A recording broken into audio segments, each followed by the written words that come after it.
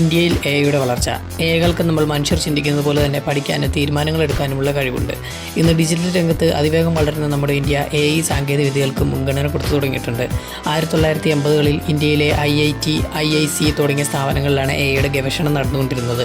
എന്നാൽ പരിമിതിയായിട്ടുള്ള ഫണ്ടിംഗ് ഇഷ്യൂസും അടിസ്ഥാന സൗകര്യങ്ങളും അത് തടസ്സപ്പെട്ടു. പിന്നീട് എഐയുടെ കടന്നുവരവ് ഇന്ത്യയിലെത്തിയത് 2015-ഓടെയാണ്. ആളുകളിൽ ഇൻ്റർനെറ്റ് സൗകര്യങ്ങളും മൊബൈൽ ഫോൺസും വന്നതോടുകൂടി എഐകൾക്ക് കൂടുതൽ ഇമ്പോർട്ടൻസ് കൊടുത്തു തുടങ്ങി. ഡിജിറ്റൽ ഇന്ത്യ, സ്റ്റാർട്ടപ്പ് ഇന്ത്യ തുടങ്ങിയ സംരംഭങ്ങൾ എഐ ആളുകളിലേക്ക് കൂടുതൽ എത്തിച്ചു തുടങ്ങി. ഗ്ലോബലായിട്ടുള്ള ഒരുപാട് കമ്പനി ഇന്ത്യയിൽ എഐക്ക് വേണ്ടി ഇൻവെസ്റ്റ് ചെയ്തു തുടങ്ങി. 2018-ൽ ഇന്ത്യൻ ഗവൺമെൻറ് എഐ സാങ്കേതിക വിദ്യകൾക്ക് മുൻഗണന കൊടുത്തു തുടങ്ങി. നിരവധി പ്രോഗ്രാംസിലൂടെ അവർ ആളുകളിലേക്ക് എത്തിച്ചു. ഇതുവെച്ച് കൃഷി, ആരോഗ്യം, സംരക്ഷണം, വിദ്യാഭ്യാസം, സ്മാർട്ട് സിറ്റി എന്നീ മേഖലകളിലേക്ക് ശ്രദ്ധ കേന്ദ്രീകരിച്ചു. India AI mission. 2023-24 വർഷങ്ങളിൽ ഇന്ത്യ ഒരു സ്റ്റാർട്ടപ്പ് മിഷൻ ആരംഭിച്ചു.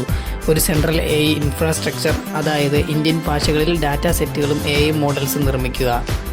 എഐ സ്റ്റാർട്ടപ്പിൽ ലോകത്ത് മികച്ച രാജ്യങ്ങളിൽ 5-ാമതാണ് ഇന്ന് ഇന്ത്യ ഉള്ളത്. എന്നിരുന്നാൽ പോലും ഇന്ത്യ ചില പ്രധാന വെല്ലുവിളികളും നേരിടുന്നുണ്ട്. Data privacy and security issues, shortage of skilled AI professionals, lack of high quality data sets, uneven access to AI tools in rural area. ഇന്ത്യയിലെ സാങ്കേതിക വിദ്യകൾക്ക് വേണ്ടി മാത്രമല്ല എഐ ഉപയോഗിക്കുന്നത്. ആരോഗ്യ സംരക്ഷണം മുതൽ കൃഷി വരെ ഇന്ത്യയിലെ ഏറ്റവും വലിയ വെല്ലുവിളികൾ പരിഹരിക്കുന്നതിനും ശരിയായ നയങ്ങൾ, വിദ്യാഭ്യാസം, നവീകരണം എന്നിവയ്ക്ക് കൂടി വേണ്ടിയാണ് ഇത്.